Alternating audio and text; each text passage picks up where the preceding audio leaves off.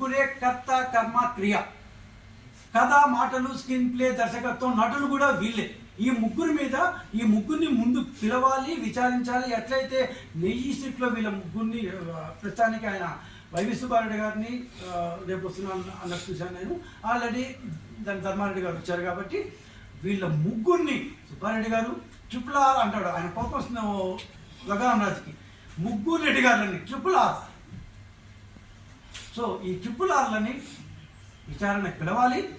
ఈ ముగ్గురిని మీద 409 కేసు బుక్ చేయాలి, లేదా దానికి సత్సమానం కేసులు ఏమైనా ఉంటే వాళ్ళు తీసి బుక్ చేయాలి. సూత్రధారులు వీళ్ళే అని తెలుగుదేశం పార్టీ ఘంటాపదంగా చెప్తున్నాము. సిట్టు మరింత కూలంకషంగా చేసి ఖచ్చితంగా దీన్ని ముందుకు తీసుకోవాలి. భక్తులకు తాము ఇచ్చే డబ్బు సరైన రీతిలో ఉపయోగపడుతుంది, ఇది అన్యాక్రాంతం కావట్లేదు అనే నమ్మకాన్ని పాదుకల్పాల్సిన అవసరం మా ప్రభుత్వం మీద ఉంది, సిట్టు మీద ఉంది. ఖచ్చితంగా సిట్టు వీళ్ళ ముగ్గురిని విచారించాలి, ఆ బేస్గా సూత్రధారం చూడాలి.